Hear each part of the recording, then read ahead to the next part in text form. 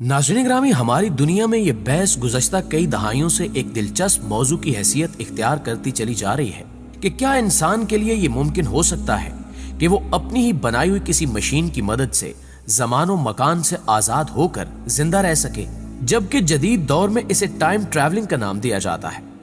बल्कि अगर आप इस मौजू से दिलचस्पी रखते हैं तो फिर ये भी जानते होंगे कि अब तक कई एक वाक़यात हमारी इस दुनिया में रूनुमा हो चुके हैं जो कि इसके मुमकिनात पर दलालत करते हैं। बल्कि इसी से मिलता जुलता एक और पुरस्रार मौजू भी बरसों से हमारी हैरतों में इजाफे का सबब बन रहा है। ये जमीन जो कि हजरत इंसान का आबाई और जद्दी पुश्ती घर है,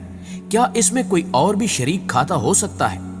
या क्या ये मुमकिन है कि हमारे इर्द गिर्द भी कोई और ऐसा स्यारा हो जहां पर हमसे मिलती जुलती यानी शऊर की हामिल मखलूक आबाद हो और कभी कभी अपने पड़ोस यानी जमीन पर वक्त गुजारने के लिए जबरदस्ती के मेहमान की सूरत में आए और अपनी एक छप दिखाकर वापस चली जाए।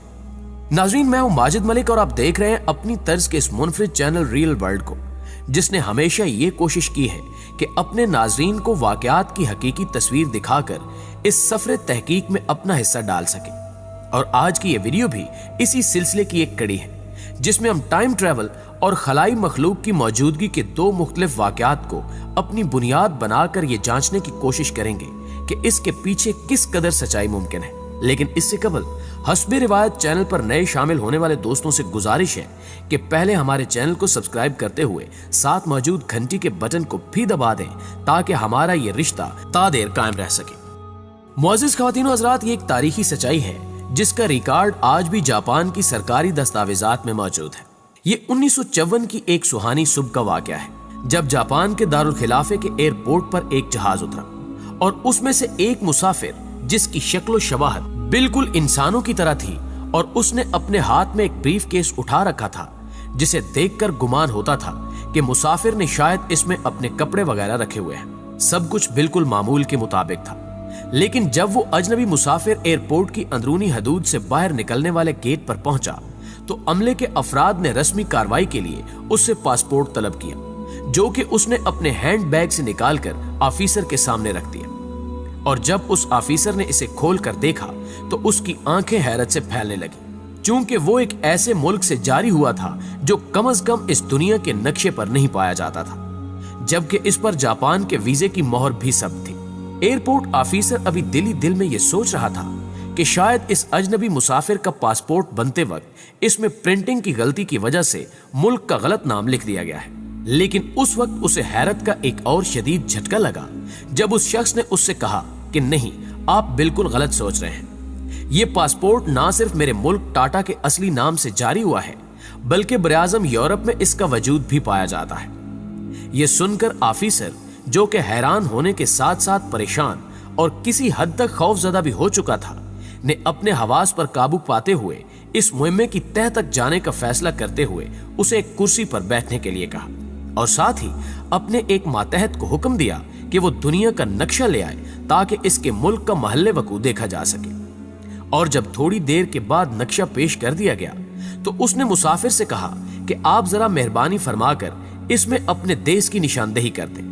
जिस पर उसने फौरन ही उस जगह जहां आज फ्रांस वाक़े है पर उंगली रखते हुए कहा कि यहां पर मेरा मुल्क वाक़े है। और जब ऑफिसर ने एतराज किया कि मोहतरम यहां तो फ्रांस लिखा हुआ है, तो उस पर उस अजनबी ने मुस्कुराते हुए कहा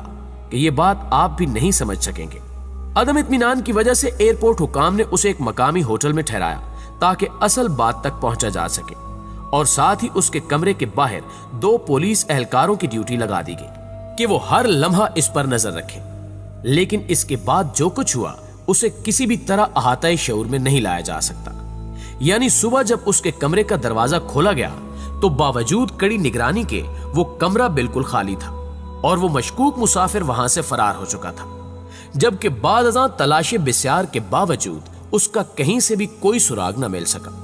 क्या बज़ाहिर इंसान नजर आने वाले उस शख्स के पास कोई मावराए अक्ल कुव्वतें थीं? क्या वो मुसाफिर किसी और दुनिया का बासी था जो हमारे मुकाबले में कहीं ज्यादा तरक्की याफ्ता है, या वो कोई टाइम ट्रैवलर था जो फ्रांस के मकाम पर किसी और जमाने और किसी अजनबी मुल्क टाटा की मौजूदगी का एहसास दिला रहा था?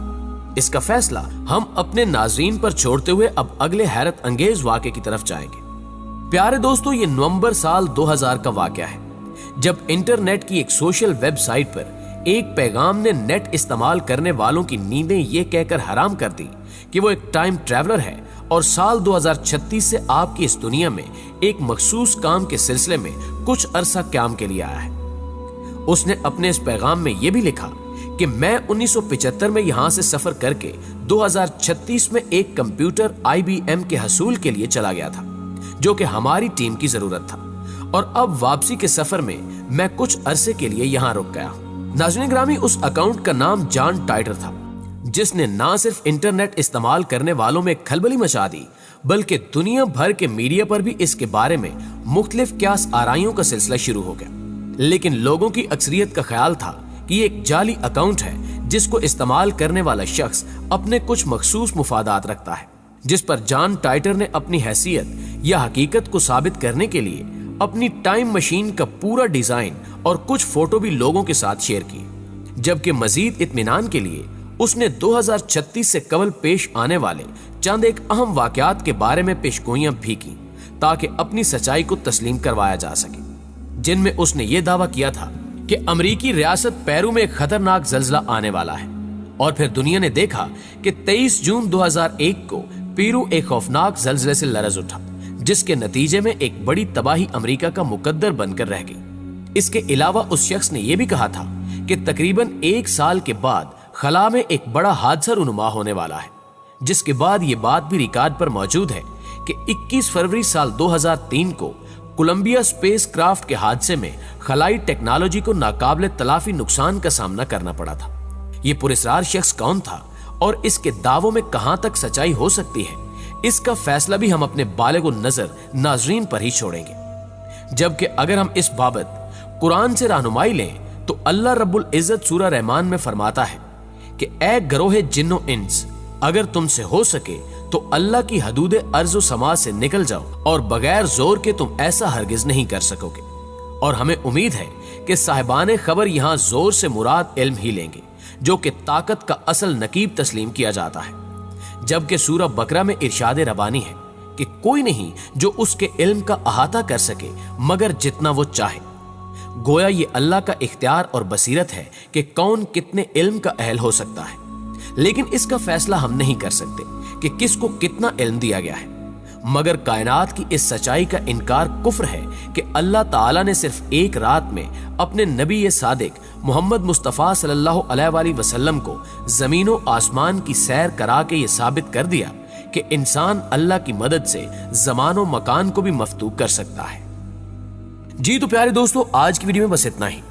हमेशा की तरह हम आज भी पुरउम्मीद हैं कि आज की इस वीडियो ने आपकी हैरतों में इजाफा जरूर किया होगा। अगर वीडियो वाकई अच्छी लगे तो इसे लाइक करते हुए अपने दीगर दोस्तों के साथ भी जरूर शेयर कर दीजिएगा, ताकि वो भी इन कीमती मालूमात से इस्तेफादा कर सके। आपसे मुलाकात होती है अगली मालूमाती वीडियो में। तब तक अपना और अपने प्यारों का ढेर सारा ख्याल रखिएगा। अल्लाह निगहबान।